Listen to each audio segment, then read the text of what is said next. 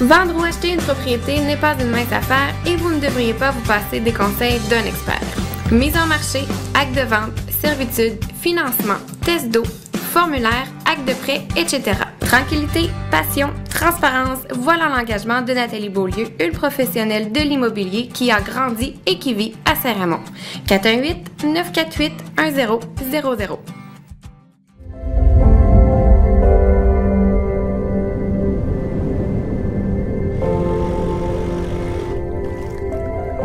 Ici, quand le silence nous parle, on écoute chacune de ces histoires.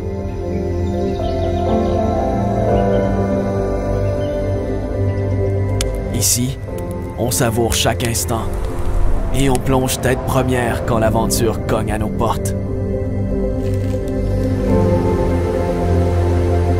Ici, on carbure aux petites comme aux grandes victoires.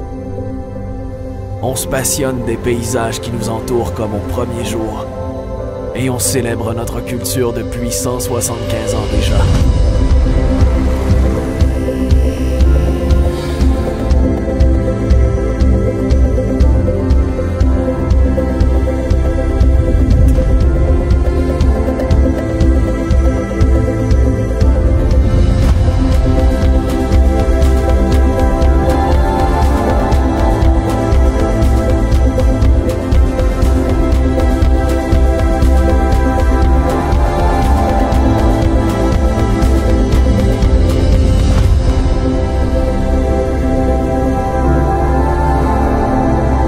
Ici à Saint-Raymond, pour vivre pleinement.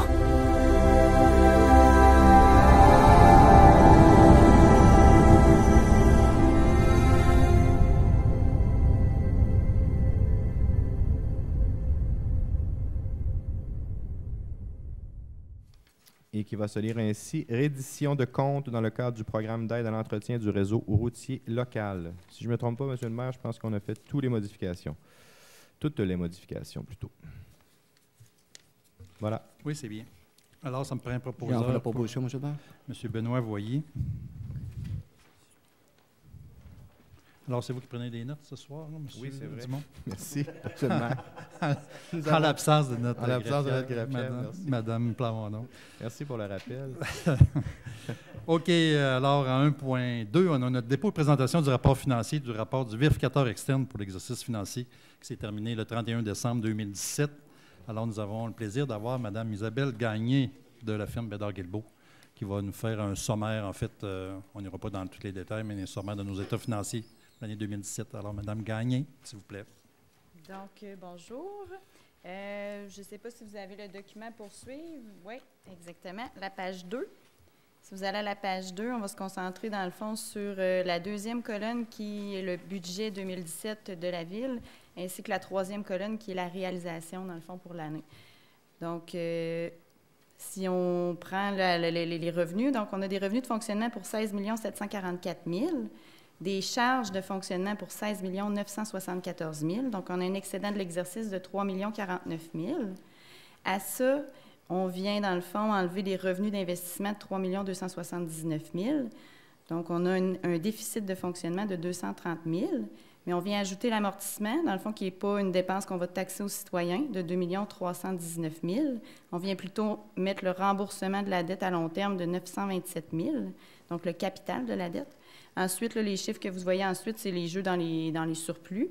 Donc, on a un excédent de fonctionnement de l'exercice de 1 150 000 pour 2017.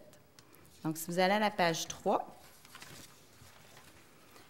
à la page 3, dans la section du haut, vous avez le bilan, dans le fond, de la municipalité. Donc, on se concentre à la deuxième colonne. Donc, je vais y aller avec les plus gros montants. Si vous avez des questions, je répondrai aux questions. Donc, au niveau des actifs financiers, on a de la trésorerie pour 1 200 000. Au niveau des comptes à recevoir, 5 651 000. Ensuite, si on s'en va dans les passifs, donc on a de la dette à long terme pour 13 167 000. Autre là-dedans, c'est les comptes à payer, 3 810 000. Donc, on a une dette nette de 10 38 324.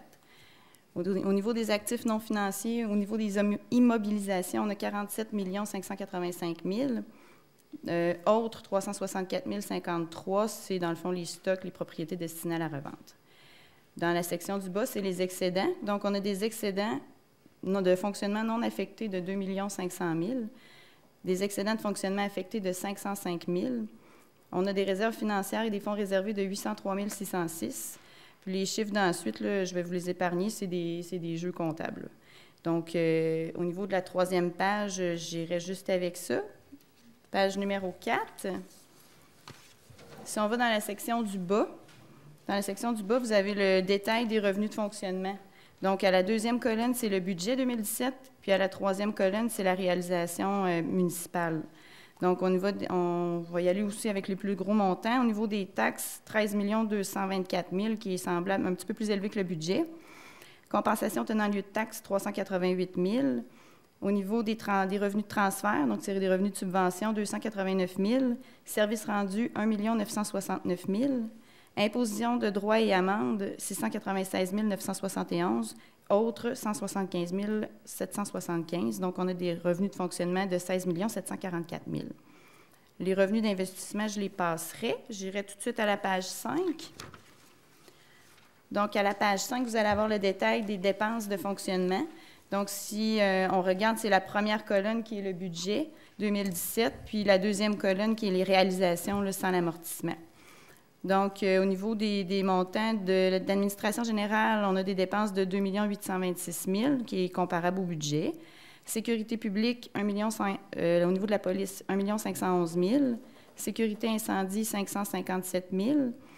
Autre, c'est la sécurité civile, 244 000, qui est un petit peu plus élevé que le budget, mais c'est une dépense là, de la grenouille là, pour la rivière. Au niveau du transport, réseau routier, 2 943 000. Au niveau de l'hygiène du milieu, eau et égouts, 743 000. Matières résiduelles, 935 000. Autres, 240 457. Si on descend dans l'aménagement urbanisme et zonage, 570 000. Promotion et développement économique, 557 000. Autres, 105 000. Loisirs et culture, 3 18 000. On est un petit peu plus élevé que le budget, mais c'est sûr qu'on va avoir plus de dépenses, mais on a plus de revenus aussi, parce que là-dedans, c'est les revenus de loisirs qu'on a. Là. Frais de financement, 333 645. Donc, on a un total de dépenses de fonctionnement de 14 655 044. Donc, ça ferait le tour pour moi.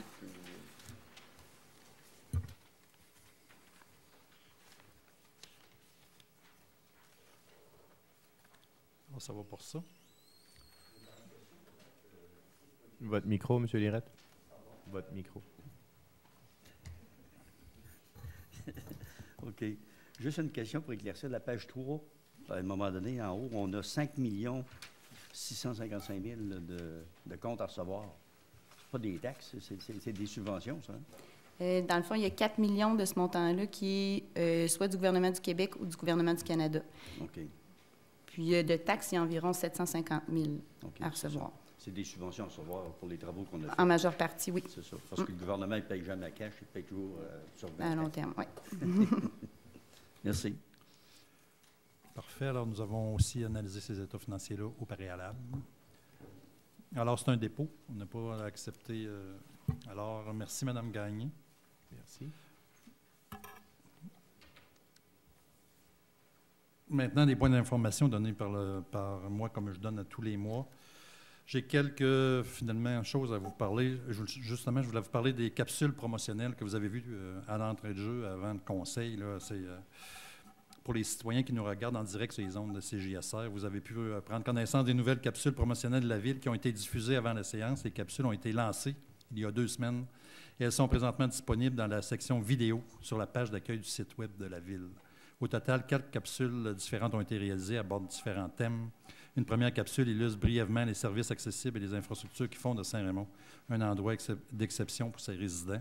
La deuxième capsule fait la promotion des secteurs commerciaux et industriels raymondois. La troisième capsule a pour objectif de faire la promotion des activités et des attraits touristiques. Finalement, une capsule fait le récapitulatif des 3 et en présentant de nouvelles images. Nous utiliserons aussi les médias sociaux, bien entendu, la télévision communautaire, pour la diffusion. Une campagne promotionnelle dans les médias est présentement élaborée pour pousser le partage des capsules au-delà de Saint-Raymond. Alors, c'est un beau projet que nous avons réalisé. Ça a pris 1 an pratiquement à réaliser ces capsules-là. Aussi, le dossier de la rivière Sainte-Anne, alors les risques d'inondation par embâcle étant complètement écartés ce printemps. Permettez-moi de faire un retour sur les événements des dernières semaines, parce qu'il s'est passé quand même beaucoup de choses. Des fois, on pense les oublier, mais on va s'en rappeler un petit peu. Alors, rappelons que les mesures de prévention ont débuté le 3 avril avec des travaux de la pelle araignée.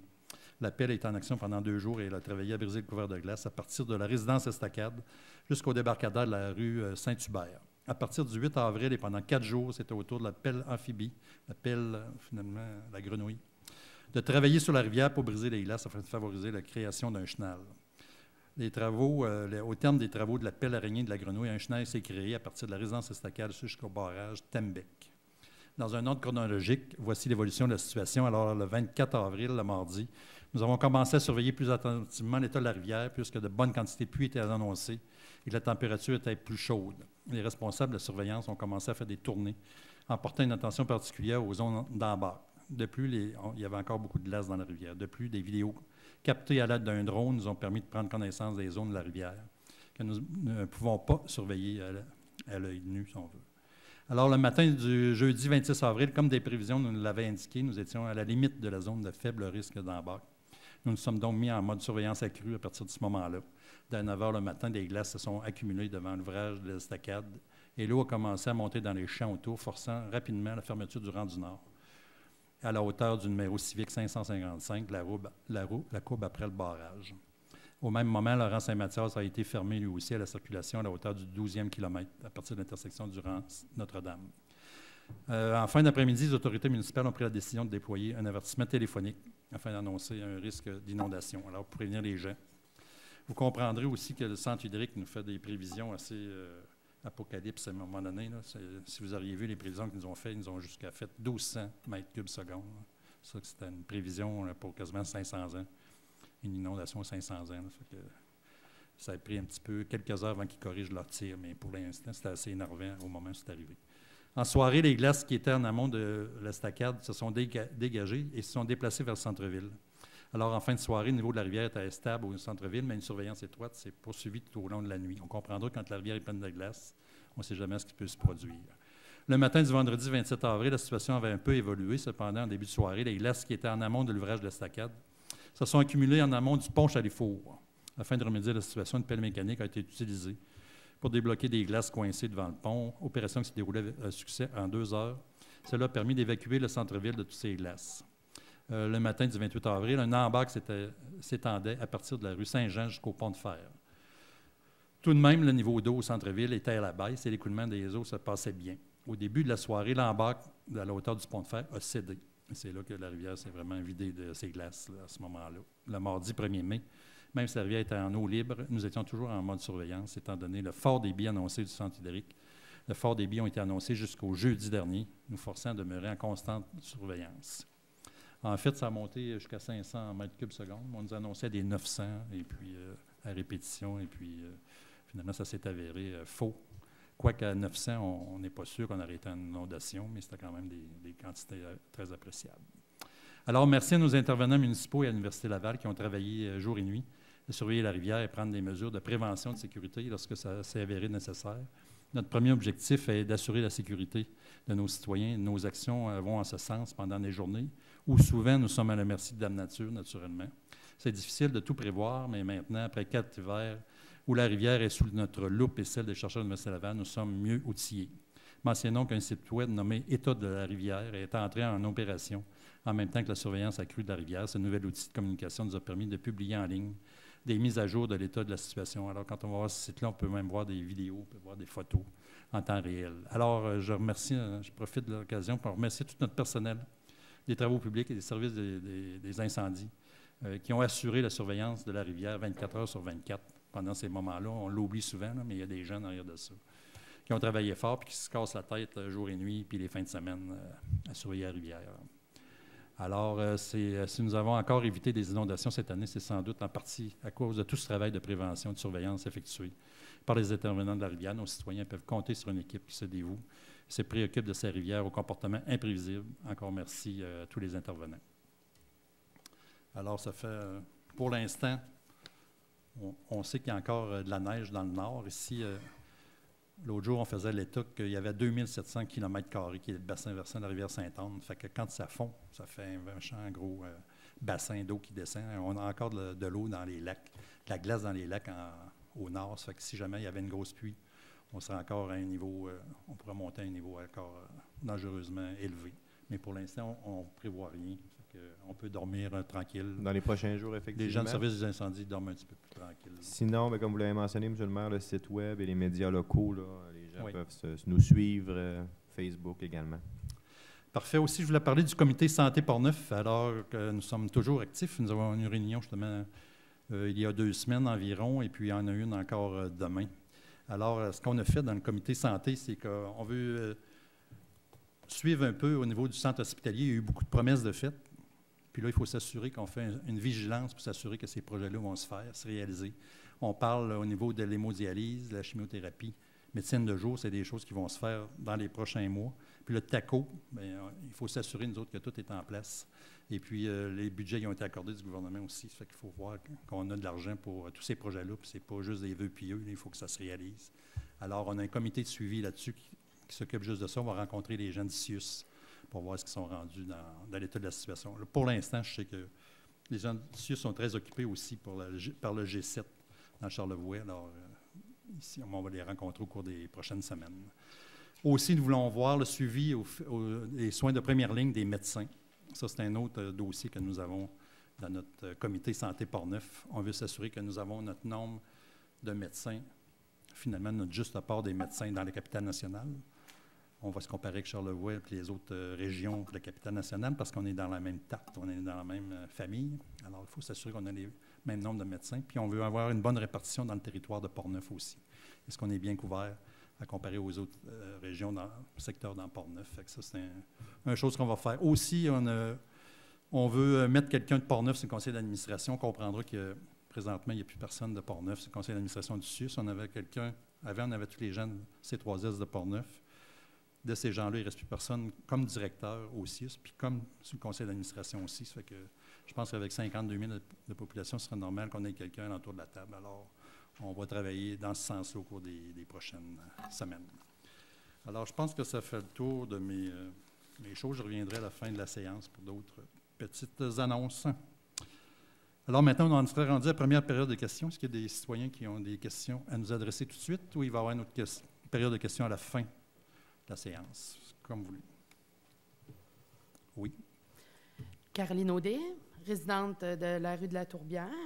Oui. L'année passée, je me suis présentée avec, dans le fond, une pétition de presque tous les citoyens de la rue de la Tourbière pour avoir le parc d'amusement pour nos enfants. On était peut-être un peu trop tard dans l'année. Cette année, au mois de janvier, on a vu dans vos budgets qu'il y avait probablement avoir alloué un certain montant. Est-ce qu'on peut prétendre, les citoyens, d'avoir notre parc cette année, M. le maire? Oui. Je pense que c'est logique de le penser. On est encore un peu imprécis pour la localisation du parc. C'est un peu ça, l'histoire. Parce qu'il y avait un projet qui était prévu à un moment donné, vous savez, au centre de Quilles. Puis là, ce qui se fait, ce qui ne faisait pas. Alors, on est en train d'évaluer tout ça. S'il ne se fait pas, bien, le parc va être là. Okay. S'il y a un projet là, on le fait ailleurs. Un peu comme l'année passée, dans le fond? Encore comme l'année passée. OK, donc on n'a pas avancé, on n'a pas statué, il n'y a rien qui s'est passé? Bien là, on n'a pas encore de réponse définitive sur ce projet-là. Okay. Mais aussitôt qu'on va l'avoir, ça va nous faire plaisir de faire le parc. Le parc est toujours prévu, là, puis je sais que vous attendez... Bien, c'est à cause qu'on aimerait les enfants vieillissent, puis on aimerait qu'ils y aillent pour s'amuser, non pas pour faire autre chose. Pendant qu'ils sont encore enfants, ça serait important d'avoir... C'est prévu pour cet été, effectivement. D'ailleurs, on en a discuté juste avant la séance, puis on a discuté ensemble aussi, Mme Audet, et je vous ai confirmé il y a quelques jours que c'est prévu à notre budget. Oui. Et on va le faire cet été. Dans les meilleurs délais, en fait, comme M. le maire l'a mentionné, là, mais on est déjà... on a quelques parcs de prévus, dont celui-ci. Je pense que ça va être fait. Parfait. Et puis, deuxième chose, nouveau commerce qui donne derrière, qu'on a le derrière du nouveau UAP Napa dans le développement. C'est pas nécessairement esthétiquement beau, hein? Les gens qui sont... Nous, on est chanceux, là. Moi et mon conjoint, on est au début du développement, mais ceux qui sont plus proches, je ne suis pas certaine qu'ils sont vraiment très, très contents du développement, non pas à cause du commerce. Le commerce a le droit de s'installer. Il a fait une demande à la ville, sauf que je pense qu'on a octroyé quelque chose qu'on aurait peut-être dû revoir avant, parce que les gens qui sont collés à ça, c'est quelque chose de pas... Mais ça a toujours été prévu dans ce secteur-là qu'il y avait une section commerciale sur la rue, finalement, sur le Grand Rennes. Puis là, finalement, l'extension, la section commerciale s'est étendue jusqu'à la... Il y avait le choix à un moment donné de faire du développement résidentiel ou commercial. C'est ça, c'est des terrains privés aussi, il faut comprendre, puis ça a été discuté, mais vas-y, Célia. Effectivement, la bande commerciale a toujours été prévue là, à cet endroit-là pour faire un tampon entre la Côte-Joyeuse et la rue de la Tourbière. C'est sûr qu'au niveau peut-être visuel, ça ne cachera pas au complet, mais il y a une obligation de planter une haie d'une hauteur minimale de 1,5 mètres, 5 pieds. C'est sûr que ça ne cachera pas le bâtiment en entier. C'est un bâtiment qui est assez haut. Par contre, de dire que ce ne sera pas un bâtiment esthétique, c'est sûr que le bâtiment actuellement, il est vraiment en construction, juste la structure qui est montée, là, mais normalement, ça devrait être quand même un bâtiment qui ne sera pas nécessairement laid. Là. Puis on a demandé aussi aucun accès sur la rue de la Tourbière, je me souviens bien. Effectivement, il n'y aura pas d'accès non plus de véhicules là, qui va se faire par la rue de la Tourbière. Tous les accès se font par la Côte-Joyeuse, plus l'implantation d'un écran tampon d'une hauteur minimale de 5 pieds au niveau de plantation de haies de végétaux en arrière. Comme je vous dis, c'est sûr que ça ne cachera pas le bâtiment en entier, mais au moins là, au niveau des stationnements du rez-de-chaussée, ça devrait cacher là, visuellement pour les gens qui marchent à pied dans le secteur. En tout cas, c'est certain que pour les terrains qui sont en face de ça, qui sont à vendre, je souhaite bonne chance aux gens du développement d'essayer de les vendre, parce que je ne suis pas certaine qu'ils vont trouver. Merci beaucoup. OK, merci. D'autres citoyens qui ont des choses à nous dire? Parfait. Alors, dépôt des mémoires et requêtes par les citoyens, il n'y en a pas. L'adoption des procès-verbaux qui s'est tenue, il y en a eu pas mal, des petits procès-verbaux, des séances spéciales, 9, 16, 19, 30 avril. La régulière le 9, Monsieur le maire, en fait, puis donc 3 séances extraordinaires au courant du mois d'avril. Donc, on commence par le 16, je vais vous faire ça assez rapidement. Donc, le 16... 3 résolutions à l'ordre du jour. On a fait une résolution, le Conseil a adopté une résolution afin d'autoriser la signature d'une servitude de passage d'une conduite pluviale. C'est dans le cadre de notre caserne en bas de la grande ligne, donc une servitude avec le voisin. Ensuite, nous avions un avis de motion et présentation du projet de règlement. C'est la tarification qu'on modifie régulièrement. Nous avons octroyé un contrat pour la fourniture de conduite pluviale également. Dans ce cas-là, ça a été octroyé à Wolseley, plus bas soumissionnaire conforme, 44 724 et 67. Donc, ça fait le tour du 16 avril. Sinon, le 19 avril, la séance suivante, extraordinaire. Donc, nous avons octroyé le contrat de démolition du bâtiment du 103 Grande Ligne pour la caserne. Il faut mentionner, d'ailleurs, on a reporté une résolution ce soir. Là. On attend l'autorisation du ministre pour réaliser nos travaux. Donc, on a adopté la résolution, mais les travaux ne seront pas réalisés tant que nous n'avons pas l'autorisation du ministre. Transport routier, on avait aussi un octroi de contrat pour l'achat de blocs de béton imbriqués en vue des travaux de réfection complétés au bas de la Côte-Joyeuse et celui de l'avenue Saint-Louis. Donc, on a donné le mandat dans ce cadre-là, 4.1 à bloc et béton, donc à Fortier 2000 limité pour la somme de 34 460 $. Donc, pour cette résolution, ça complète le 19 avril. Sinon, nous arrivons pour la dernière séance extraordinaire le 30 avril dernier. Donc, on a appuyé le projet d'aménagement d'une paroi d'escalade extérieure au Camp Portneuf. Il y a aussi eu un mandat pour réaliser une étude d'évaluation de la sécurité du barrage du lac Bison. Lac Bison. C'est le lac Val-des-Pins. Donc, on a donné un mandat de 13 200 plus les taxes applicables à WSP Canada. Donc, les gens de Val-des-Pins nous remboursent l'entièreté de ce mandat. Voilà, Monsieur le maire, pour les 3 séances extraordinaires résumées.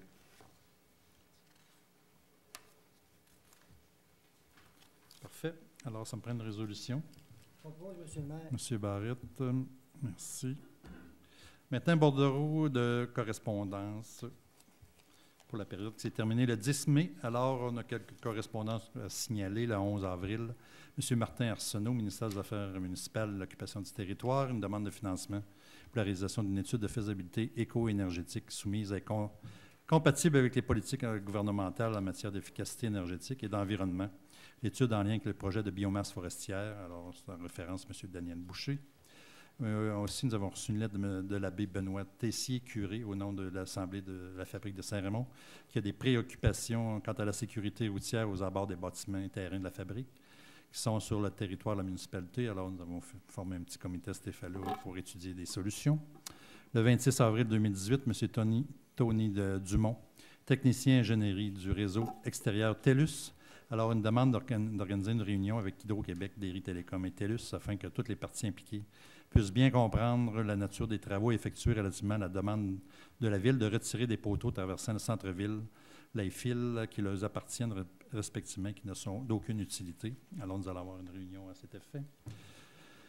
Aussi, le 7 mai, M. Michel Matt, copie de la lettre en date du 1er mai 2018, adressée à M. Thomas Barré, conseiller politique du cabinet de la sécurité publique, relativement au rapport d'évaluation de la firme Environnement Nordique, présentant les dernières observations des rives de la rivière Sainte-Anne, près de l'avenue Beauvieux, sur la rue Saint-Joseph.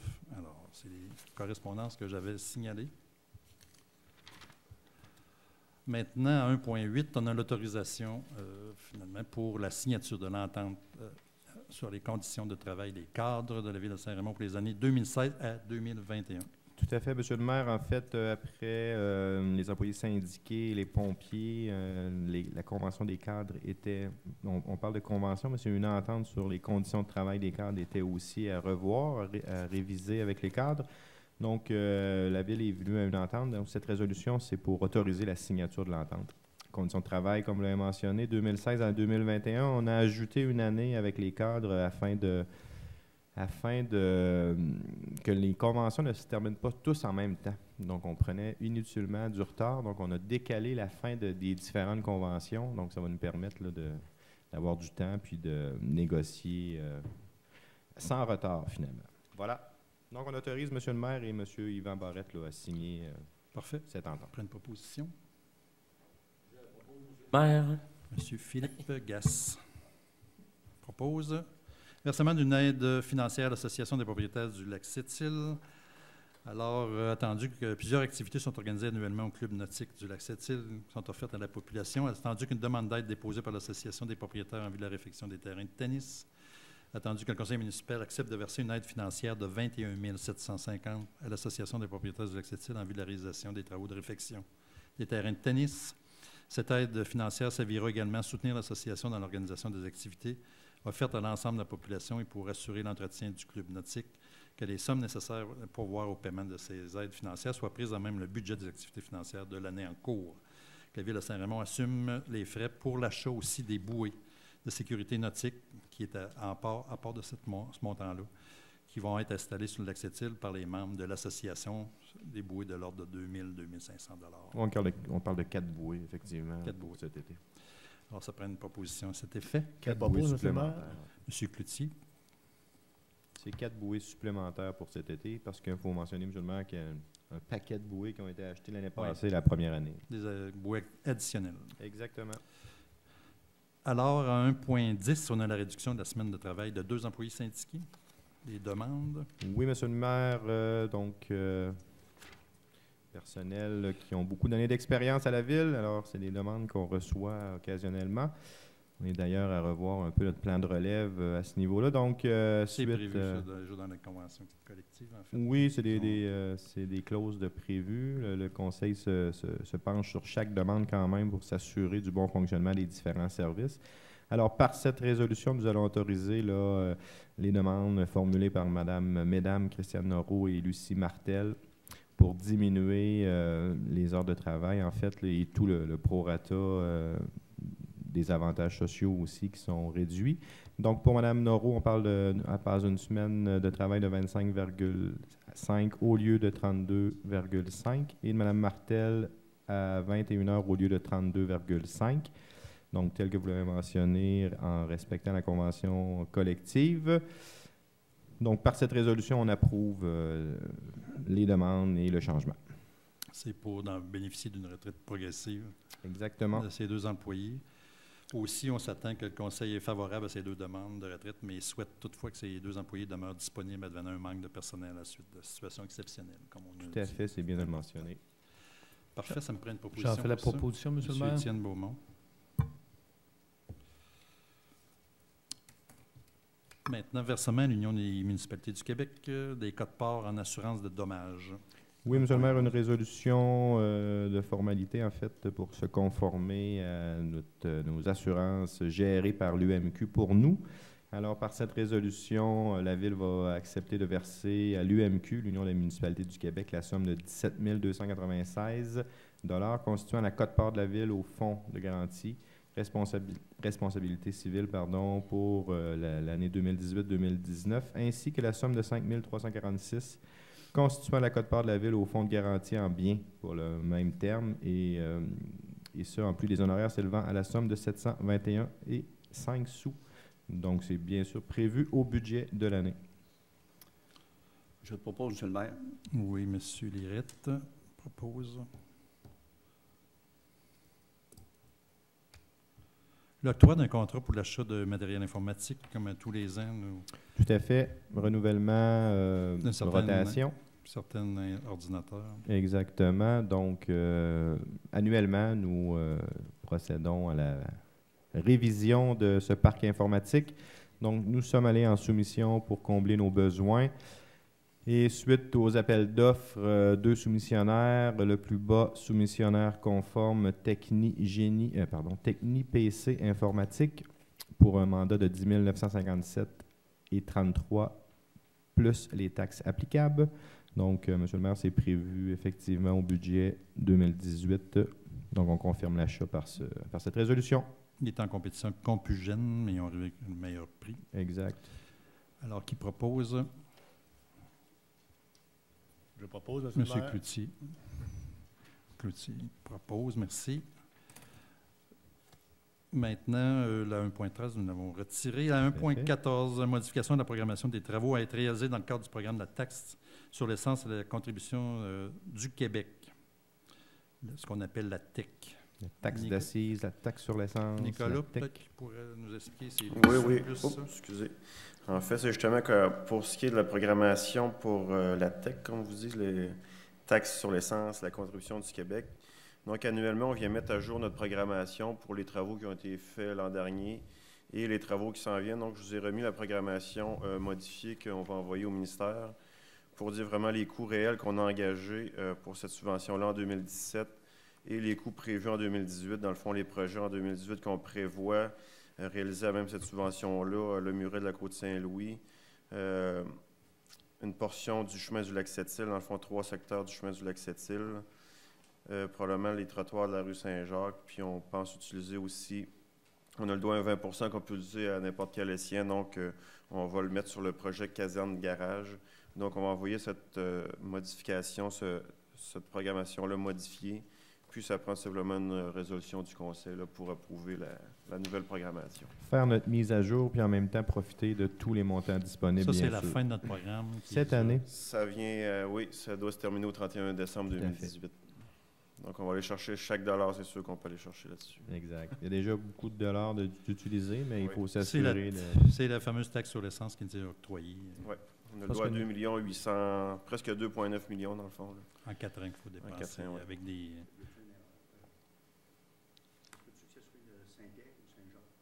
Ah, oui, Saint-Pierre, oui. C'est Saint-Pierre, c'est marqué Saint-Jacques. Ah, mon erreur, c'est Saint-Pierre, oui.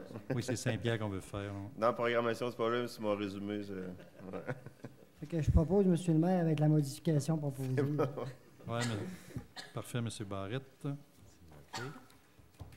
1.15, le dépôt de la liste du personnel engagé encore par le directeur général. À tous les mois, nous en avons une liste. Oui, tout à fait, M. le maire. 1.15, nous avons un employé qui se trouve à être Mme Valérie Leclerc, stagiaire au service d'urbanisme.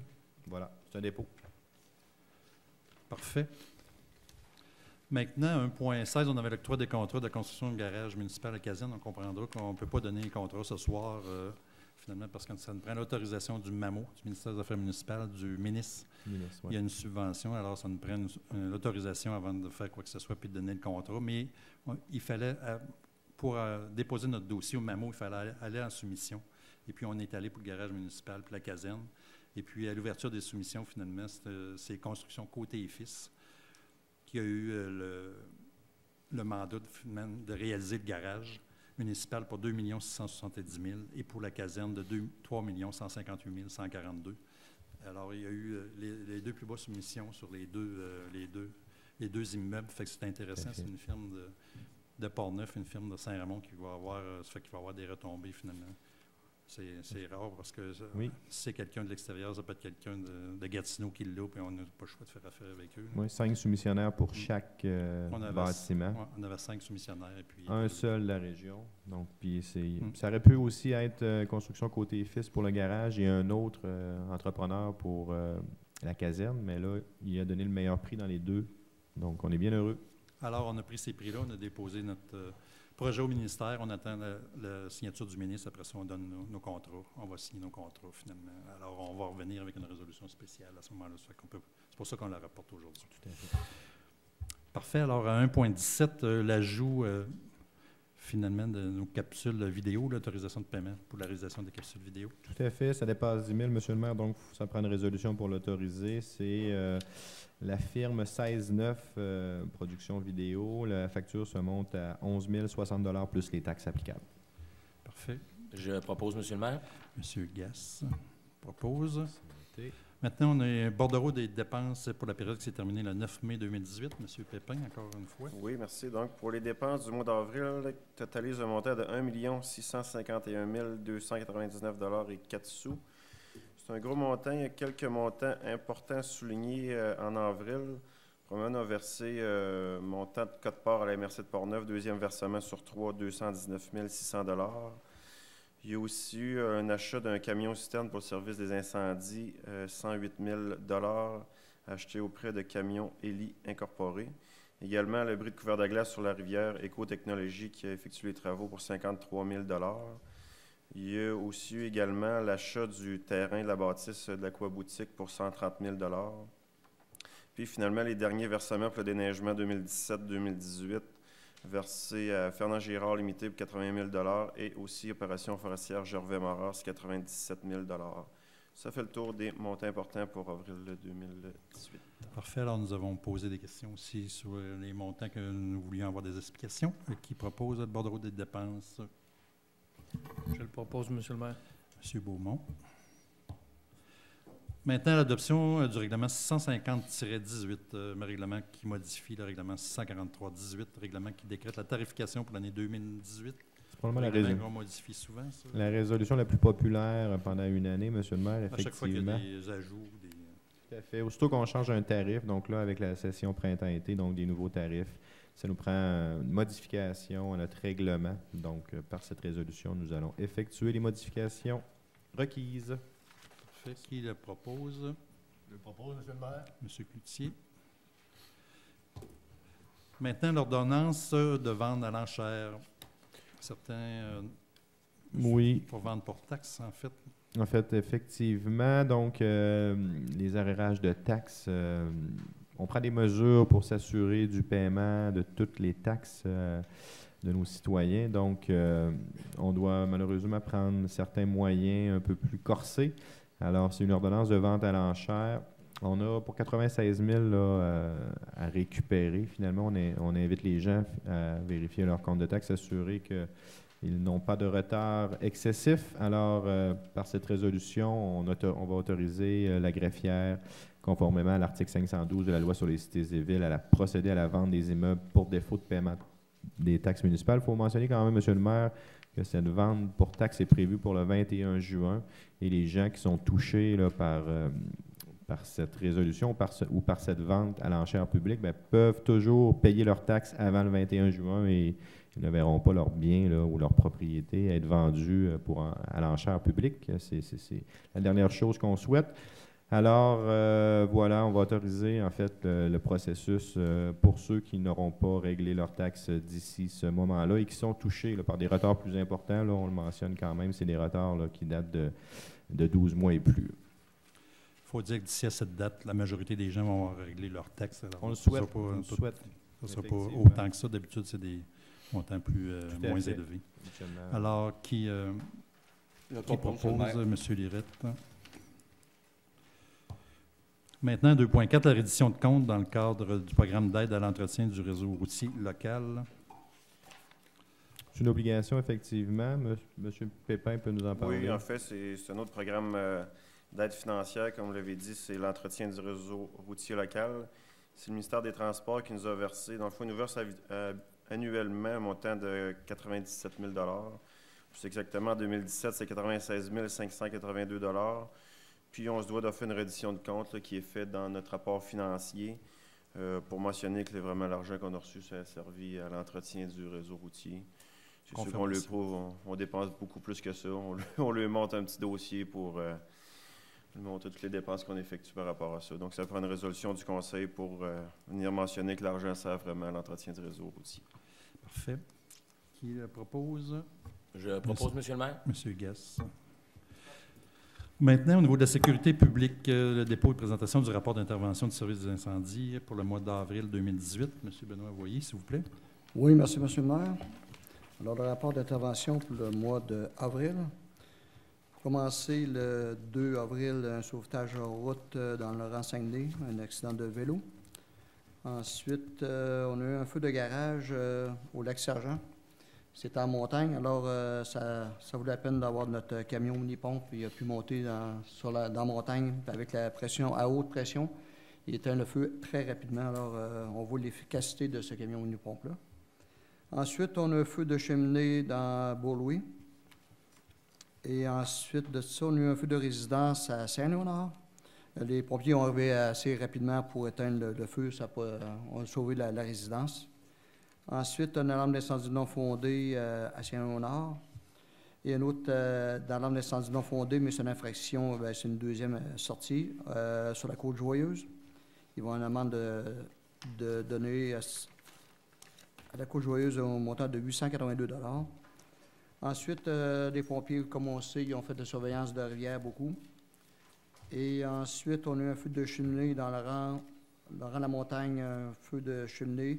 Et la cheminée a été cancellée. Je tiens à mentionner, M. le maire, qu'on a sorti 5 fois que ça aurait pris l'entraide. On sait que maintenant, avec la nouvelle loi, c'est qu'aussitôt qu'on a en dehors de notre secteur urbain, si ça prend 15 000 litres d'eau, alors il faudrait avoir la quantité d'eau, il faudrait coller tout de suite à Saint-Basile ou Sainte-Catherine. Alors, avec les 5 sorties, chaque sortie, ça coûte environ 1800 $ environ.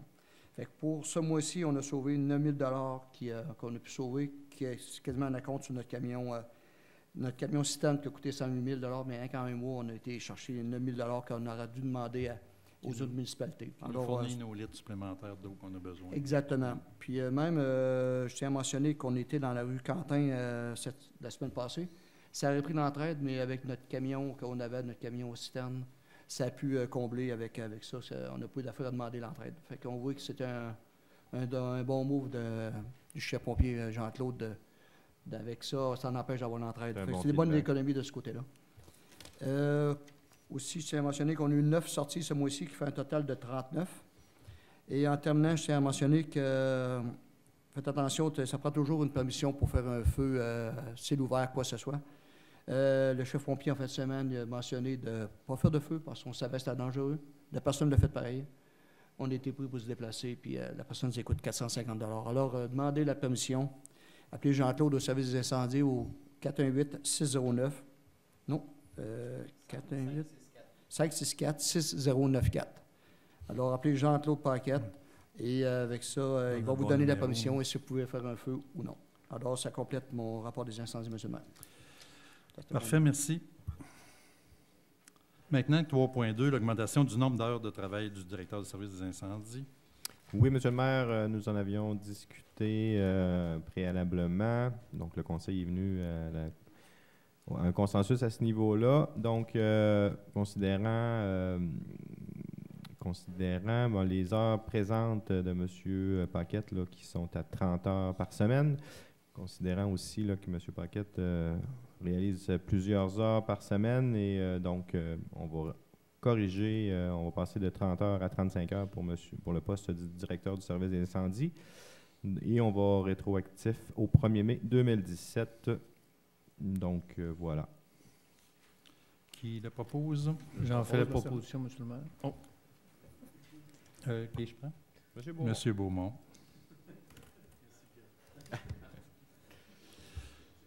Maintenant, on a l'engagement d'un pompier volontaire, d'un nouveau pompier volontaire.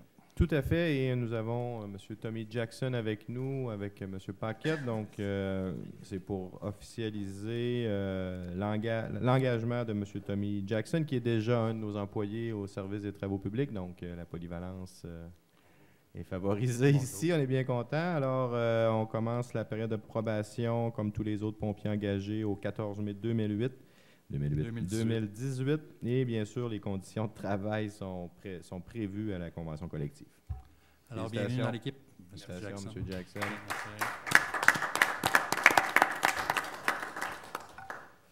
Ça nous prend une proposition. On va la proposition, M. le maire. Oui, M. Voyer. Maintenant, transport routier, hygiène du milieu. Alors, présentation des travaux effectués par les employés de travaux publics. M. Fernand Lérette, s'il vous plaît, vous en parlez? Oui, M. le maire, merci. Des travaux effectués durant le mois d'avril par les employés des travaux publics. Il y a eu la préparation des équipements pour la période estivale, réparation des pompes fontaines, préparation des devis pour différents travaux estivaux qui vont se faire. Exemple, la rue Saint-Pierre qu'on a nommé tout à l'heure, on a plusieurs travaux qui vont être effectués cet été. Donc, on prépare les plans présentement. On a réparé une fuite d'eau majeure dans le secteur de Val-des-Pins. L'entretien des chemins de gravier. Réparation des nids de poules avec l'asphalte chaude. On a sorti l'asphalte chaude présentement. Durant l'hiver, c'était l'asphalte froide. Réparation des glissières de sécurité. Il y a eu surveillance et vérification de la rivière Saint-Anne. Réparation des chemins dus à la crue des eaux, à un moment donné, dans le secteur Saint-Mathias puis le Grand du Nord. Entretien de la machinerie. Vérification des compteurs d'eau industriels. Traitement des plaintes, encore une fois, chevreuil, puis les branches, puis des branchailles qui tombent sur la route. Préparation des appels d'offres pour les différents travaux de cet été. Préparation de plein devis aussi pour les différents travaux qu'on va avoir. Il y a eu l'arpentage et le suivi de la rivière. C'est ce qui termine, grosso modo, les travaux effectués cet été. Pas cet été, c'est le mois d'avril. Alors, les chemins de gravier nous ont donné du fil à retordre? Un petit peu pas mal. Parce que c'est sûr qu'en période de dégel, à un moment donné, ça devient quasiment impossible de passer... Il y a une chose, justement, qu'il faudrait mentionner, c'est qu'à un moment donné, les jeunes nous appellent, ils disent le rang, il est très magané, il y a de la planche à lever. Mais dans la période du printemps, ce qui arrive assez souvent, c'est que la gravelle dégèle à peu près 1 pouce, 1,5 pouces. On passe le gradeur, on remplit les trous avec la boîte, finalement. Il passe un auto, mais le trou sort vide tout de suite. Ça donne absolument rien. C'est pour ça qu'il faut attendre qu'au moins la structure soit dégelée avant de... Ouais, puis là, à un moment donné, ça prend 15 jours, 3 semaines, 1 mois. C'est compliqué, oui. Mais dans cette période-là, on n'a pas le choix, on est obligé de l'endurer. C'est le même partout dans la paroisse. C'est pas pire à Saint-Raymond qu'ailleurs, c'est partout. Mais là, ils ont réussi à faire le tour avec le gradeur, etc. Oui, avec le gradeur. Puis même, on a... Il y a plusieurs nids de poules. On a renchaussé renchausser la chaussée, qu'on peut dire, avec du 0,3 à bien des endroits, pour qui est le plus mégané, ces choses-là, mais ça a bien été. Plus de matériel pour remplir les trous. C'est ça. Parfait. Alors, c'était une période intense. Maintenant, 4.2, l'octroi d'un contrat pour la fourniture, le transport et l'épandage de la bas-poussière. On sait que ça s'en vient vite. Il suffit de quelques jours de chaleur, puis on tombe avec la poussière tout de suite. En effet. En fait, c'est une résolution annuelle également. Donc, suite à l'appel d'offres pour la bas-poussière, on avait invité 3 soumissionnaires. 2 soumissionnaires ont déposé les prix. Donc, somme à vrac à 65 120 $ et les entreprises Bourget à 65 758 très serré. Donc, le plus bas soumissionnaire conforme, somme à vrac CC incorporé. Donc, pour 65 120 plus les taxes applicables. Alors, par cette résolution, nous donnons le mandat à cette entreprise. Ça prend une résolution. C'était fait. Monsieur Cloutier. Je propose, Monsieur Cloutier. Merci. L'octroi d'un contrat pour les travaux de marquage de la chaussée. Ça aussi, c'est une chose que nous faisons annuellement. Tout à fait, M. le maire. On est en soumission. Également, à l'aube de la saison estivale et du marquage de la chaussée, nous avons invité plusieurs entreprises, donc 5 entreprises qui ont été invitées. On a 3 soumissionnaires, donc les entreprises Gonnet BG Incorporé pour 16 020 et 70 sous. Marquage et traçage du Québec, 17 401,80 et Durand Marquage et Associés, 15 652 et 41. Donc, plus bas soumissionnaire conforme par cette résolution, nous donnons le mandat à Durand Marquage et Associés pour le montant mentionné, là, soit 15 652 et 41, plus les taxes applicables, bien sûr, comme la bas poussière, c'est prévu au budget 2018. Parfait. Qui le propose? Je le propose, M. le maire. M. Lirette. Maintenant, compte rendu de la Régie régionale de gestion des matières résiduelles Port-Neuf, M. Beaumont, s'il vous plaît. Oui, alors, comme précédemment, là, je vous ai parlé l'autre fois, justement, là, des guides pratiques du tri des matières résiduelles. L'autre fois, je vous parlais des matières organiques, en fait, là, qu'on peut réduire. Ça peut représenter jusqu'à 45 % de nos poubelles, en fait, les matières organiques. Fait que c'est vraiment ce qui représente le plus de nos vidanges. Et puis, je voulais vous parler un petit peu des matières recyclables. En fait, c'est l'autre partie la plus importante. Là. On parle de 37 % de nos vidanges, de nos matières résiduelles, en fait, qui sont des matières recyclables. On entend par là papier, carton, le plastique, le verre, le métal. Et souvent, on ne sait pas, dans le doute, là, on ne sait pas trop, mais on peut quand même... il y a des petits soins à apporter, en fait, là, au niveau des plastiques, ces choses-là, mais c'est souvent pas très long. Puis quand on rince, ne serait-ce que, on a comme exemple ici les contenants d'huile ou d'antigel égouttés avec le bouchon dessus, bien, c'est toutes des choses qui se recyclent. La même chose, souvent des contenants de peinture, à partir du moment qu'ils sont vidés, qu'ils sont secs, bien, on peut les mettre dans le recyclage. Alors, souvent, on a un dépôt dans la maison où est-ce qu'on a nos trucs de recyclage, puis finalement, mais dans tout le reste de la maison, bien, on a des poubelles dans la salle de bain, des choses comme ça. Mais on revient à la base, ce que j'ai dit l'autre fois, en fait, plus on améliore notre taux de diversion dans Port-Neuf, bien, moins ça nous coûte cher comme contribuable. Notre taux de diversion, c'est 66 % présentement, fait que ça veut dire que 66 % de nos vidanges, bien, on ne les enfouit pas. Alors, c'est un bon taux. On augmente à peu près 2 % par année. Il y a des efforts qui sont faits. Selon Bernard Gaudreau, le président de la Régie, la Régie verte, en fait, on encadre là, 70 000 citoyens. C'est 1200 institutions, commerces et industries. Je pense que, concernant tous ces gens-là, je pense que l'atteinte d'un taux de 75 % est souhaitable d'un avenir quand même assez rapproché. Alors, de passer de 66 % à 75 % il faut qu'on s'active quand même puis qu'on fasse des efforts, notamment au niveau des matières organiques, comme j'ai parlé l'autre fois, mais au niveau des matières recyclables. Et puis, tout ce qui est juste la petite nuance, là, souvent les boîtes de carton qui sont souillées, les boîtes à pizza, ces choses-là, ça va dans les matières organiques. Mais sinon, tout le reste, le plastique, il faut juste valider. Souvent, en dessous, il y a les petits numéros, là. Si c'est de 1 à 7, on peut les mettre dans le recyclage. Pour ceux qui se demandent, je le répète souvent parce que c'est quelque chose qu'on entend souvent, « Ouais, mais ça ne sert à rien de recycler, ils ne prennent plus rien en Chine, ces choses-là. » Bien, en fait, ça ne concerne pas la Régie verte de Port-Neuf. Ça concerne 3 centres de tri de Montréal, essentiellement, qui sont désuets, qui sont vieillissants, puis qui ne produisent pas. Leur taux de performance n'est pas très bon. Mais la Régie verte peut se targuer d'avoir vraiment un taux de performance qui est vraiment intéressant. Et plus on envoie des belles poubelles, plus on prend soin de nos déchets qu'on envoie, puis qu'on fait chacun on prend nos responsabilités, plus on améliore la performance de la Régie et plus on augmente ultimement notre taux de diversion. Alors, c'était mon petit point. Peut-être juste en finissant, Vous savez qu'on parle là, de taux de diversion, de recyclage et tout ça. Le fameux 3R qu'on apprend tout jeune aux enfants, mais qu'on finit par oublier des fois. La réduction à la source. Il y a beaucoup de choses qu'on peut se passer, en fait, en réduisant à la fois notre consommation, des fois les contenants qu'on utilise. Favoriser le réemploiement. Fait que je ne dis pas de faire de faire de l'artisanat avec chacune de vos bouteilles de plastique, là, mais il y a quand même du réemploi qu'on peut faire. Et puis, le reste, le recyclage purement et simplement. Alors, et des fois, c'est juste de favoriser, essayer d'éviter le suremballage. Des fois, on achète un piment à l'épicerie puis il est emballé trois fois. Et d'essayer d'éviter les produits jetables qui vont juste servir une fois. Que ce soit un peu le fléau des rasoirs Bic là, que des fois on utilise 1 ou 2 fois puis qu'on jette. Alors, d'avoir ça à la conscience, bien, ça fait en sorte que ultimement, c'est meilleur pour la planète, mais c'est meilleur pour notre portefeuille aussi parce que la régie, ça coûte quand même beaucoup d'argent.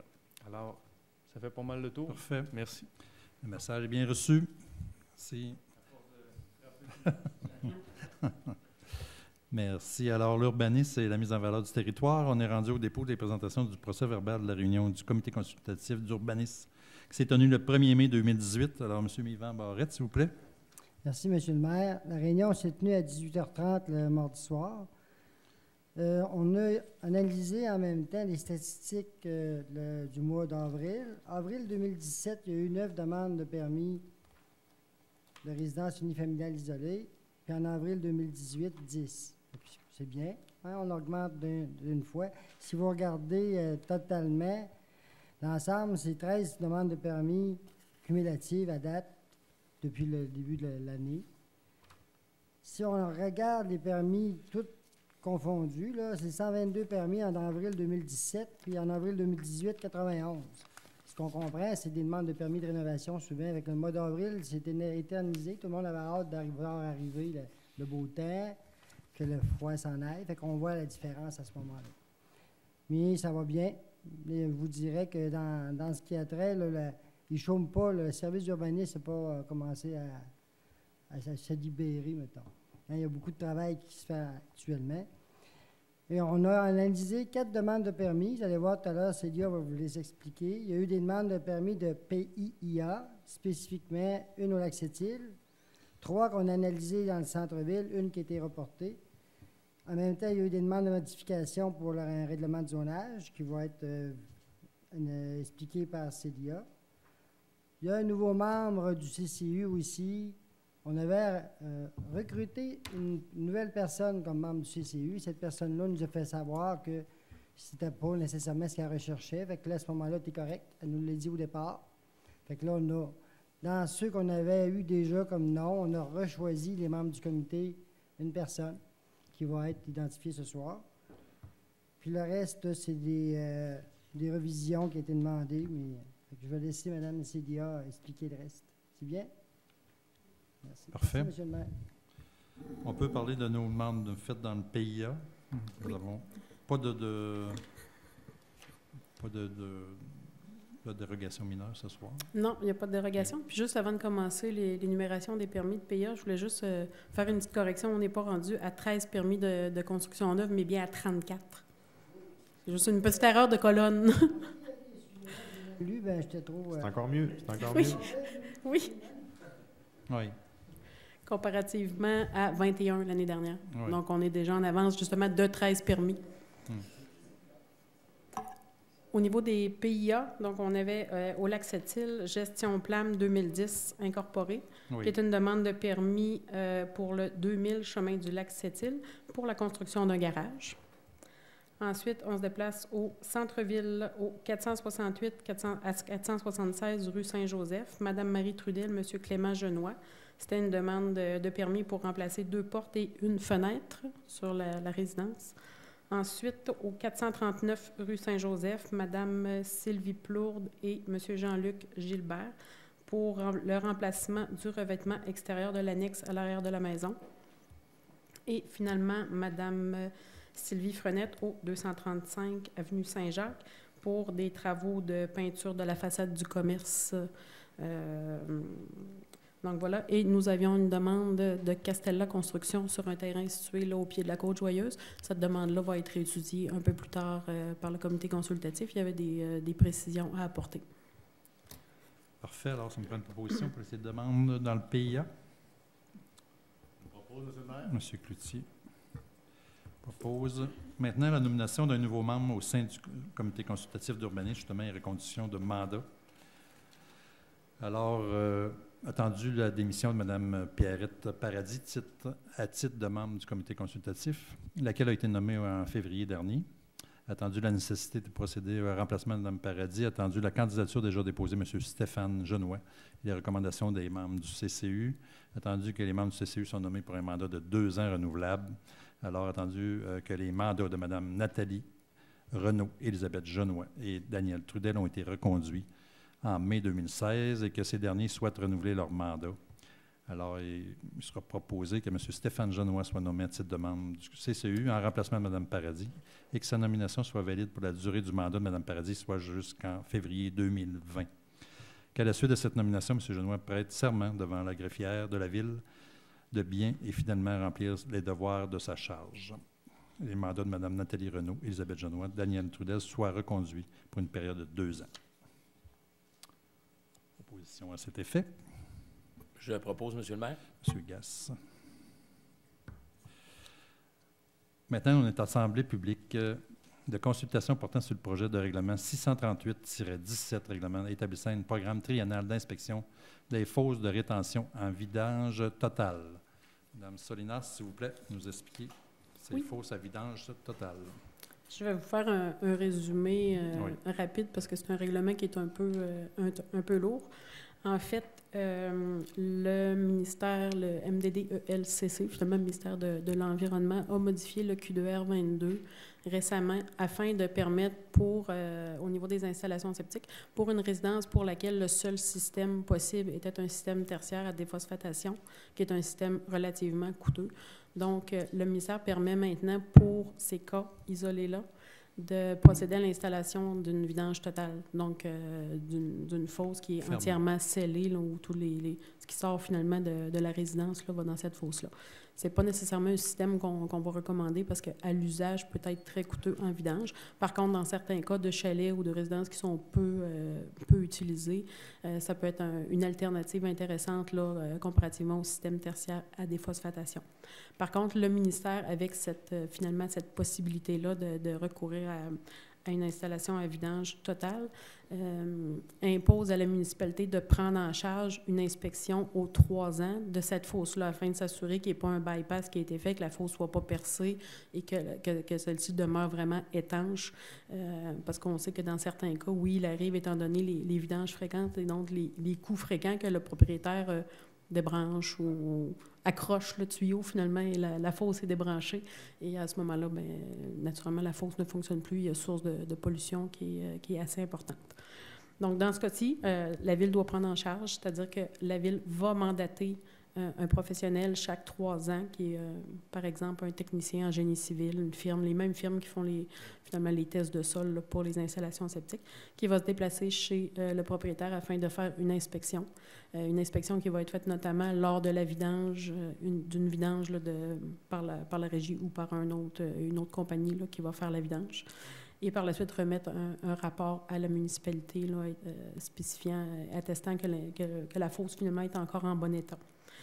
Tous les frais qui vont être générés sont retarifés aux citoyens au taux qui est prévu, plus un pourcentage administratif là, qui est standard au niveau de la trésorerie.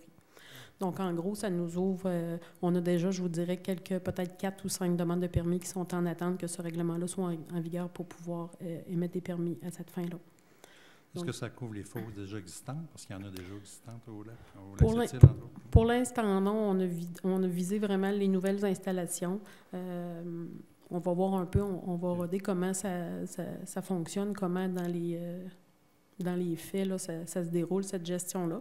Puis éventuellement, bien, on pourrait toujours appliquer ce règlement-là là, à l'ensemble du territoire. Par contre, on a plusieurs fosses, peut-être de se donner un petit air d'aller, là, voir comment ça se gère. Comment ça va fonctionner. Oui. Mais est-ce que les citoyens sont mieux de garder à ce moment-là leur reçu de la vidange de leur fosse septique là, quand ils le font? Si quelqu'un a procédé dans 3 ans à 3-4 vidanges ou pas du tout? Ben, en fait, légalement, le QDR 22 prévoit que les gens qui font... c'est sûr que maintenant, avec la prise en charge des vidanges, des fosses normales, on n'a plus nécessairement ce besoin-là, mais normalement, le citoyen doit toujours conserver ses reçus de vidange. S'il ne fait pas affaire avec la régie pour X raison, pour les vidanges totales, en fait, il pourrait faire affaire avec une autre compagnie que celle qui est désignée par la régie. Il doit obligatoirement garder ses reçus parce qu'on peut lui demander de nous fournir ces reçus-là à la municipalité. Donc, c'est déjà une obligation. C'est sûr qu'on ne les demande pas systématiquement, mais dans des cas de doute, on pourrait les exiger. Parfait. Alors, on a lancé un avis public concernant ça, finalement. C'est déjà fait, ça? Oui, en fait, c'est l'adoption aujourd'hui. OK. Ça fait qu'on est en audition. S'il y a des gens qui ont des choses à dire sur ce projet-là, ils sont bienvenus à le faire. Sinon, on va adopter le projet. Je le propose, M. le maire. OK, M. Barrette.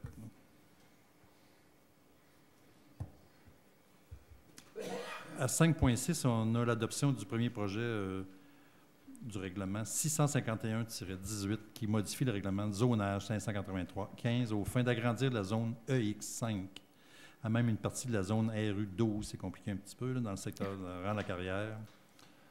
En fait, tu pourras en faire ça une plus grande carrière sablière, je comprends. Oui, en fait, c'est une carrière qui existe déjà.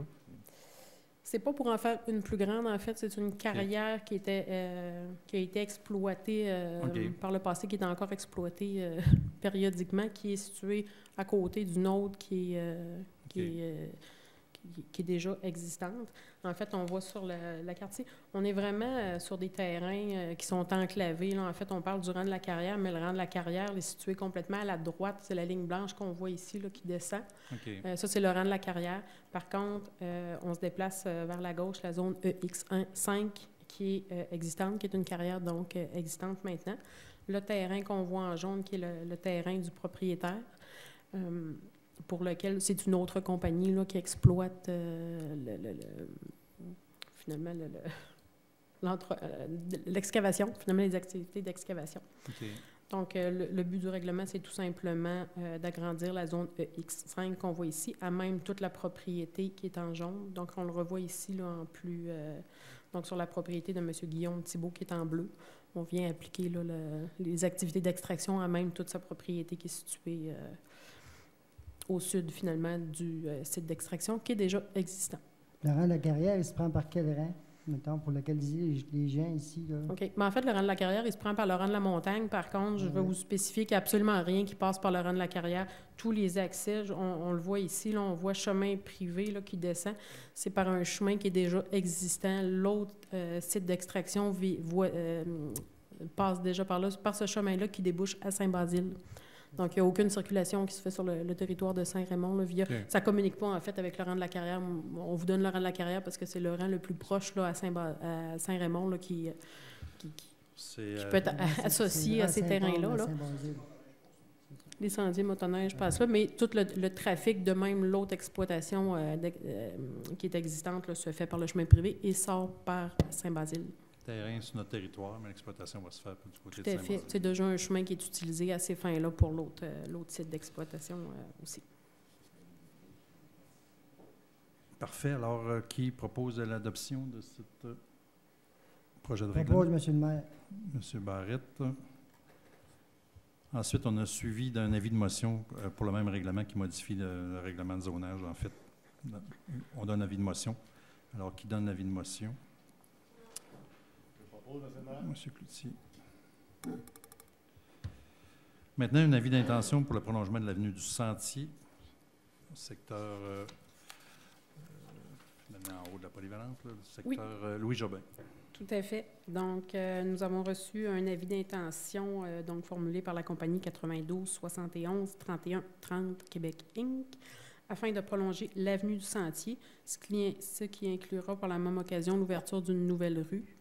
Et ainsi rendre disponible à la construction 19 terrains, donc des résidences de type unifamilial isolé et quelques unités de unifamiliales jumelées sur le lot 5 336 217 du cadastre du Québec. Donc, depuis quelques années, la Ville de Saint-Raymond souhaite augmenter la disponibilité de terrain à des fins résidentielles à l'intérieur du périmètre urbain. Et depuis quelques années, on réussit très bien à cette fin-là. Donc, la requérante a déposé, conformément à l'article 11 du règlement 497-12, qui est finalement notre règlement sur les promoteurs et les ententes relatives aux travaux municipaux, un montant correspondant à l'avis d'intention de 9 750. Attendu quand même, en vertu de notre règlement sur les promoteurs, la Ville est responsable de réaliser les plans et devis.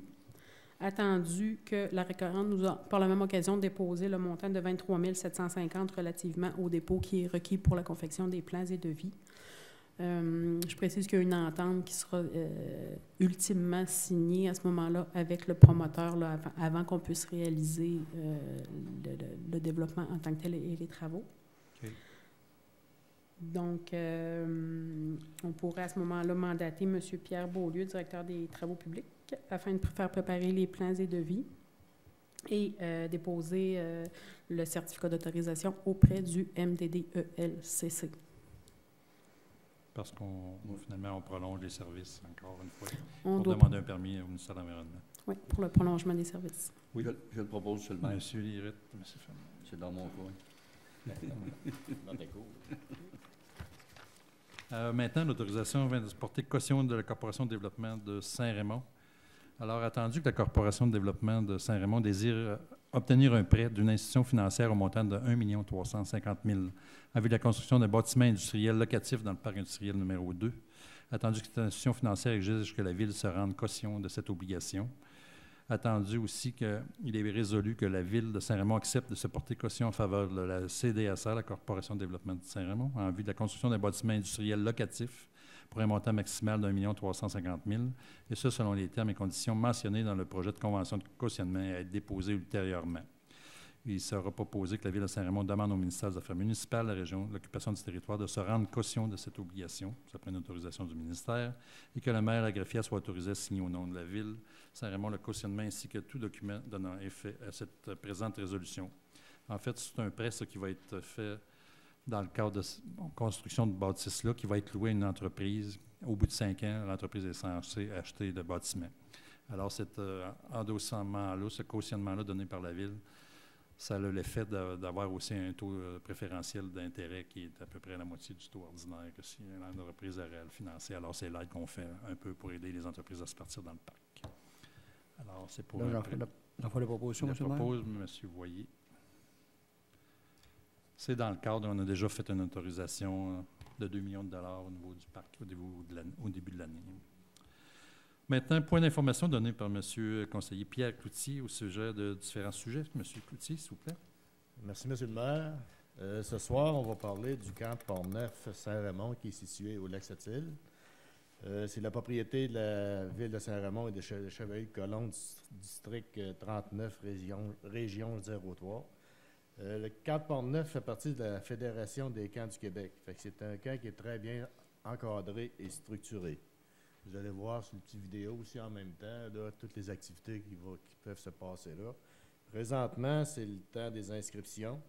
Il y a des camps de jour pour les enfants de 4 à 14 ans. Ça, c'est à la semaine. Il y a des départs à chaque jour qui se font à l'école Marguerite Dioville, ici à Saint-Raymond. Et puis, vous avez soit un service de cafétéria ou vous pouvez apporter vos lunchs. Après ça, il y a les camps de vacances. C'est de 7 à 16 ans.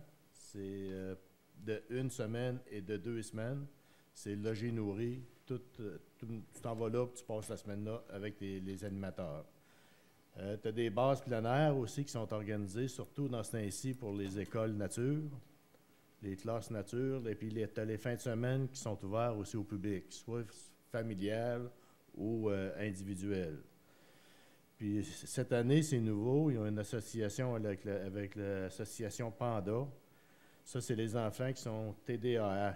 Il y a des semaines spéciales au mois d'août qui sont réservées pour ce genre de clientèle-là. Et puis, il faut dire aussi que les résidents de Saint-Raymond, ils ont une subvention qui est donnée pour les journées de camp qui passent là. Fait que ça vous coûte beaucoup moins cher pour aller au camp au lac Sept-Îles. C'est un bel endroit qui est sur le bord du lac, puis qui est très bien aménagé, puis qui est propre, puis qui est fiable. Puis les instructeurs, ben, ils ont sont tous accrédités pour être des instructeurs. Il y a beaucoup d'activités qui sont à faire là. Tu peux avoir du kayak, du canot, de la planche, des jeux gonflables, des tirs à l'arc, les bertistes, la pêche, après ça, les arts plastiques, une mini-ferme. Fait que c'est vraiment bien organisé pour un beau séjour là. Puis pour avoir plus d'informations, vous pouvez écrire au www.camp-portneuf.com. Puis le téléphone, c'est le 418-987-5091. Merci. Parfait. Merci, M. Cloutier. Alors, c'est tous des organismes à but non lucratif que M. Cloutier siège dessus, naturellement. Alors, à tous les mois, il va nous en présenter un quand il a la chance. C'est intéressant parce qu'on a beaucoup d'organismes qu'on ne sait pas trop exactement. Des fois, ce qu'ils font à Saint-Raymond, puis c'est le fun d'en entendre parler. L'autre fois, c'était SOS Accueil, etc. Après ça, il y a eu les comités Voisy. Comité Voisy. Alors, c'est des organismes, des fois, on siège là-dessus, nous autres, la Ville, mais on n'en fait pas trop rapport à la population. Alors, c'est intéressant. Merci. 6.1, l'octroi d'un contrat pour l'entretien des terrains sportifs. On est rendu dans loisirs et culture. Tout à fait, Monsieur le maire. En fait, à l'aube de la saison estivale, donc c'est aussi une résolution annuelle. On invite des entreprises qualifiées à nous déposer des soumissions. Donc, c'est vraiment l'entretien des terrains sportifs, un travail spécialisé, fertilisation, puis s'assurer que, entre autres, on pense à nos terrains de soccer. Là, c'est très important d'avoir une belle surface. Donc, suite à l'appel d'offres, 2 soumissions, une par Éco-Verdure et l'autre par les entretiens La Flamme. Donc, le plus bas soumissionnaire conforme Éco-Verdure pour la somme de 18 000 plus les taxes applicables. Donc, bien sûr, c'est prévu aussi au budget 2018. Je propose, M. le maire. Monsieur Gass, merci. Maintenant, on est rendu au compte-rendu du service des loisirs et de la culture, justement, d'informations sur les événements culturels à venir. Alors, on partage ça avec M. Beaumont et M. Gass, s'il vous plaît. Parfait. Merci beaucoup, M. le maire. En fait, peut-être juste revenir sur un spectacle qui a eu lieu début mai, une belle initiative, en fait, qui était dirigée sous la direction d'Hélène Sauvageau, accompagnée de Mme Huguette Cloutier. En fait, c'est le spectacle de la Chant Harmonie qui avait lieu le 5 et le 6 mai. Puis il y a vraiment eu plusieurs centaines de personnes qui ont assisté là, à ce spectacle-là. Alors, et je sais que pour ceux qui sont intéressés à participer, ça va revenir en septembre. Les inscriptions vont avoir lieu en septembre là, pour ceux qui voudraient réintégrer la chorale. Oui, alors une belle chorale, à suivre, mais ça a vraiment été un très beau succès. Sinon, spectacle de Fred Fortin qui a eu lieu aussi.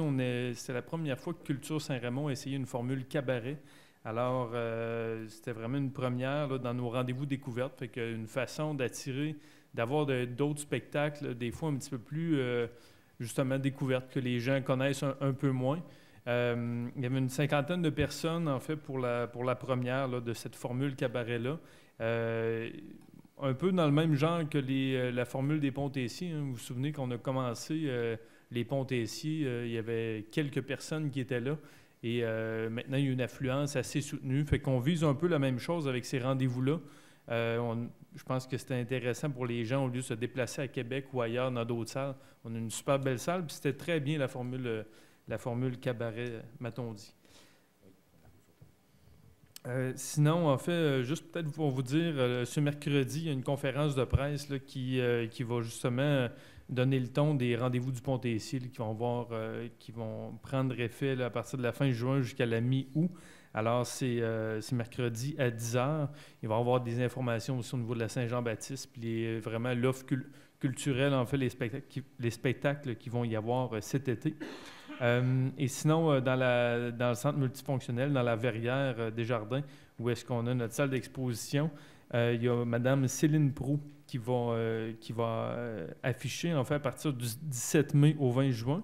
Puis le 17 mai, en tant que tel, on invite les gens au vernissage. Là, Mme Proulx va être sur place. Et peut-être juste souligner Mme Ariane Bussière qui était là pour la dernière exposition. Puis ça a vraiment été un vif succès depuis qu'on a nos nouveaux petits éclairages aussi. Puis, Mme Bussière a vendu plusieurs toiles, alors ça a vraiment été apprécié. Peut-être rappeler certains spectacles qui s'en viennent. Simon Gouache, le 31 mai, humoriste, c'est à 20h. Et sinon, le populaire Mario Jean, qui est en rodage le 9 juin au Centre multifonctionnel.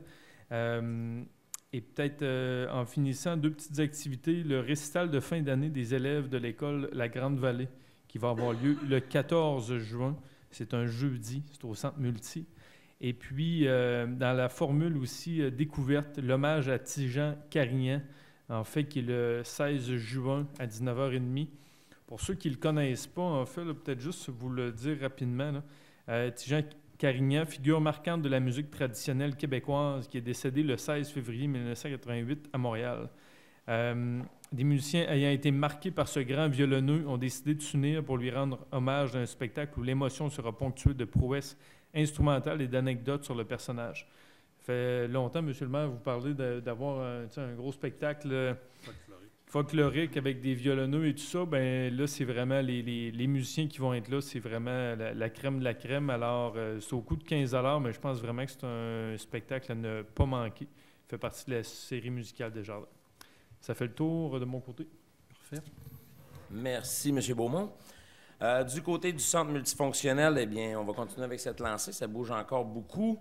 Le 24 mai prochain, jeudi, on va avoir le cocktail conférence du centre hospitalier de Portneuf.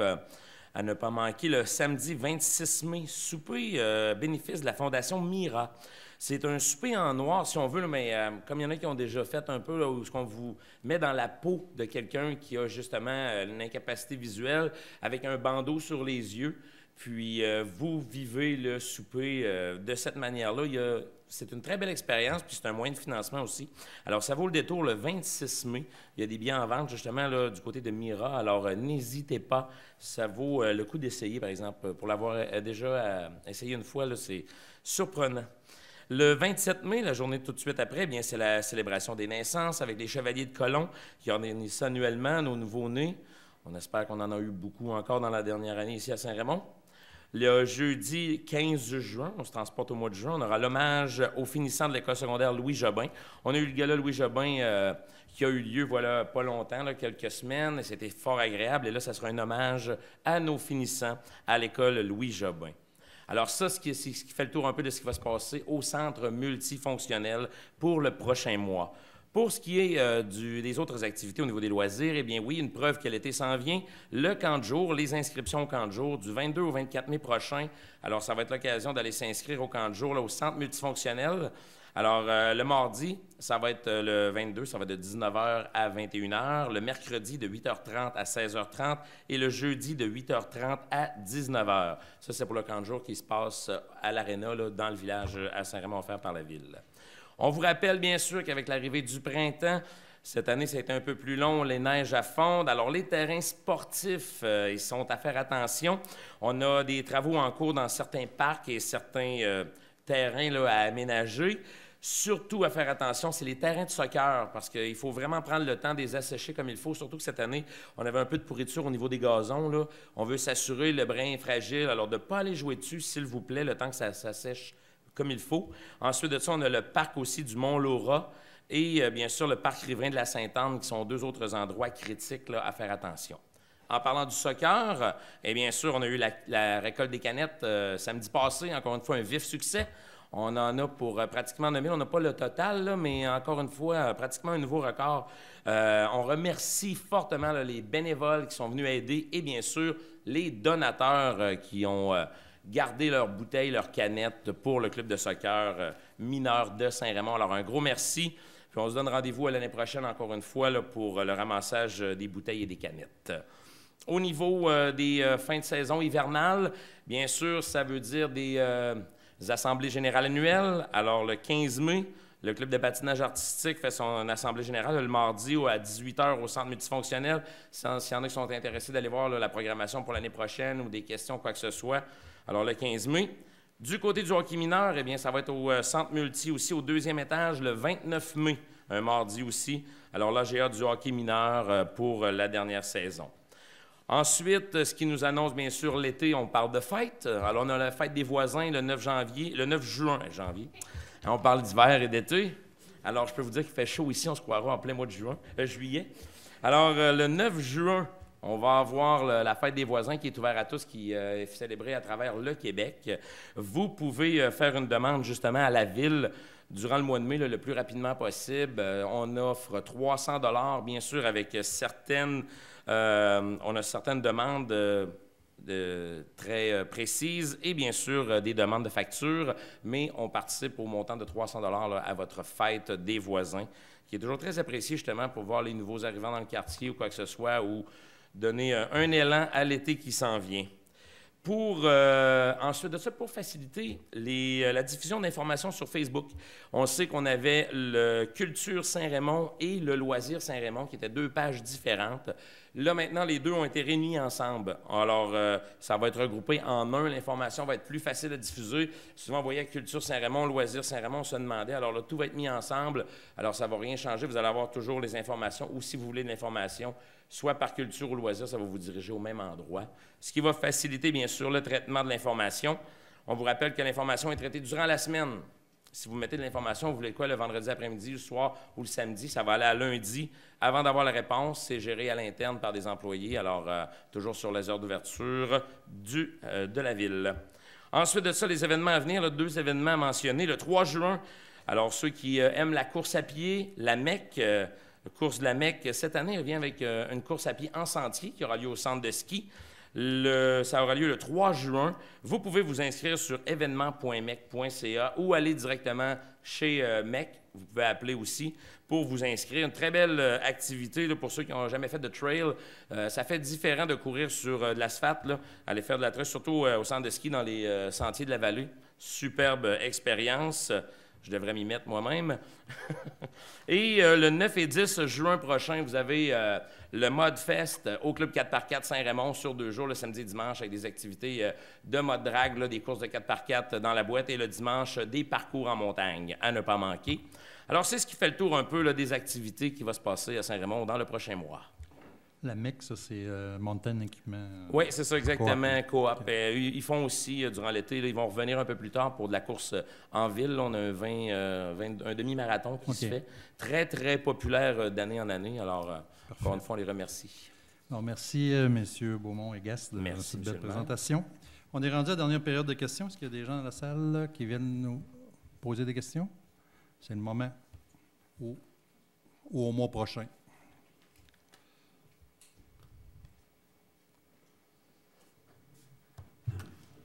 Claude Duplain. Oui, bonsoir. Vous en avez parlé tout à l'heure. Excusez. Vous en avez parlé tout à l'heure de féliciter ceux qui ont travaillé par rapport aux possibles inondations. Oui. Et j'aimerais, en tant que citoyen, là, réitérer ce que vous avez dit. J'ai pu voir sur le terrain la manière que les gens ont travaillé, la manière dont ils prennent les décisions. Et on se sent en sécurité quand on voit agir les gens comme ça. Même ceux qui étaient sur le terrain, quand il y avait des barrières, la diligence que ces gens-là ont eue, parce que je me suis promené sur le terrain, ils répondaient à nos questions et ils prennent le temps de renseigner les gens. Fait que, pour moi, c'est une motion de félicitations ce qui s'est passé cette année. Merci, je transmets ça à François et de son équipe, là, finalement, les gens de la Ville. Merci. Au moins, c'est apprécié par les citoyens. Puis, c'est bien, on n'a pas eu d'inondation. Il y en a eu dans plusieurs régions. Là. On est un peu bénis, en tout cas, où on n'a pas eu les conditions gagnantes. Mais nous défions les statistiques, M. le maire. Oui. Espérons que ça va continuer. En fait, 70 inondations dans les 100 dernières années. On a une moyenne d'une inondation aux 2 ans. Mais depuis qu'on a débuté notre super opération pour contrer les inondations en 2014, on n'a pas été inondé. Donc, on défie les statistiques. On a des gageures là-dessus. Bon. On ne sait jamais, la rivière est tellement imprévisible, on a eu chaud des fois aussi, en tout cas. Bon, je vais aller peut-être, j'ai quelques petites annonces que j'aimerais vous parler. On a eu les 30 ans de la CAPSA, c'est quand même important de le souligner, ça fait déjà 30 ans. La CAPSA qui sont dans nos locaux ici, alors on aimerait souligner leur 30e anniversaire qui ont été célébrés dernièrement. La Ville est heureuse de compter sur la présence de la CAPSA. À Saint-Raymond, ils sont très importants. Souhaitons encore de nombreuses années. Il y avait une porte ouverte, en fait, à Saint-Casimir. J'ai été les rencontrer là, une fin de semaine. C'était très apprécié. Puis il y a eu une visite de fait pour des aménagements qu'ils ont fait dans ce coin-là. Alors, félicitations. Je voudrais vous mentionner le tournoi de golf du maire de 2018 qui se tiendra le 24 août au Club de golf du Lac-Saint-Joseph. Vous pouvez prendre connaissance des détails de l'événement et de la fiche d'inscription sur le site web de la Ville, dans la section Événements. Rappelons que la majeure partie des profits du tournoi servira à financer le Fonds d'accessibilité aux sports et loisirs de Saint-Raymond. Ce fonds a été créé pour permettre aux familles à faible revenu d'avoir accès à des activités de loisirs. L'autre partie servira pour répondre à des demandes d'aide financière de la Ville. Le tournoi de l'an dernier a ramassé 15 000 et 100 des sommes sont redistribuées de cette manière. Alors, le tournoi de golf est une belle occasion pour tous les participants de se retrouver, d'échanger dans une atmosphère conviviale. Vous êtes tous invités. Aussi, je voulais parler d'un nouveau service à Saint-Raymond, un service d'aide juridique. Le Centre communautaire juridique de Québec ouvrait aujourd'hui, 14 mai, un point de service au Centre Augustine, Plamondon, dans le cadre d'un projet pilote visant à augmenter son offre de services aux gens plus défavorisés. La MRC de Portneuf, l'avocate, Maître Véronique Martel-Simard sera présente au Centre Augustine le lundi en après-midi, une semaine sur 2. Les rendez-vous devront être pris à partir du bureau situé au centre-ville de Québec, au numéro 418-643-4167. Il est important que les gens prennent rendez-vous afin de se présenter au bureau, afin de valider leur admissibilité à l'aide juridique. Mais ça va être un service très populaire. On leur a vite dit que ça va venir plein plusieurs journées par mois. Ils vont venir dans le comté. Alors, c'est des services que les gens sont obligés d'aller à Québec pour... des services de proximité essentiels qu'on n'avait pas encore dans Portneuf. Aussi, je voudrais souligner le départ à la retraite, finalement, de M. Gilbert Moisin des employés, qui nous a quittés après 40 ans de service à la trésorerie. Soulignons également le départ de la retraite de M. Daniel Boucher, après 37 ans, de nombreuses années, à titre de directeur de service des loisirs et de surintendant au bâtiment. Alors, on les a souligné un peu leur départ au cours des dernières semaines. Alors, félicitations pour leur bon travail. Ça a été des bons employés pour la Ville de Saint-Raymond. Aussi, je voudrais rendre hommage à M. Marc-André Pelletier, qui nous a quittés dernièrement, qui était fondateur, en fait, de la TV communautaire, échevin à Ville de Saint-Raymond et chef de la brigade des incendies. Alors, sympathie à son épouse et à ses enfants. Aussi, je voulais vous parler d'un grand succès au Salon Nature que nous avons eu, les 20, 21, 22 avril, un record d'assistance pour la 4e édition, alors plus de 5 000 visiteurs. Alors, félicitations aux organisateurs. C'est beaucoup de travail organiser un salon comme ça, puis c'est le fun quand la population finalement répond. Je voulais parler aussi de 2 jeunes frères chevaliers, pleins de ressources. Alors, M. Marc-Antoine et Vincent Charles Boutin, 2 jeunes chevaliers de colon, qui ont fait un marché aux puces pour venir en aide aux organismes de Saint-Raymond. On a lu ça dans les journaux. Alors, c'est super pour ces 2 jeunes-là. Aussi, j'ai assisté aux funérailles de M. Denis Jobin, en fait, qui est maire de Cap-Santé. Alors, Denis Jobin nous a quittés très vite. Ça a été une maladie fulgurante, là. Alors, Denis, il est un maire et un collègue très apprécié. Fier, engagé, passionné de musique, de patrimoine et de culture. Il a apporté une contribution unique au Conseil des maires de la MRC de Portneuf. Alors, il va nous manquer aux prochaines réunions parce que c'est un gars alors, sincère, sympathie à toute la famille. Et puis... aussi, on pourrait parler du grand succès au gala de sommet de la Chambre de commerce. Je pense que c'était un grand succès le 18 avril dernier. Alors, il y a eu 21 entreprises en nomination, 7 catégories, l'entrepreneurship, le succès entrepreneurial. Félicitations aux lauréats et la Chambre de commerce d'avoir organisé tout ça. Le déjeuner du maire aussi était un succès. En fait, un déjeuner qu'on veut montrer un peu où on est rendu avec notre belle ville et parler des nouveaux projets qui s'en viennent à Saint-Raymond. Là, je pense que ça a été très apprécié au niveau des commerçants et des gens qui étaient présents. Aussi, le gala, on en a parlé un peu, le service d'aide juridique. Puis le spectacle de la troupe Danse Arc-en-Ciel, je pense qu'il a fait un succès encore. Des très beaux spectacles que nous avons eus au cours des dernières semaines. Alors, ça fait le tour pas mal de mes petites annonces. Et puis, la prochaine séance du Conseil se tiendra exactement... Au mois de juin. On va regarder notre calendrier tout de suite. Deuxième mardi, lundi de juin. 11 juin. Le 11 juin, c'est un rendez-vous. Alors, merci. Bonne fin de soirée.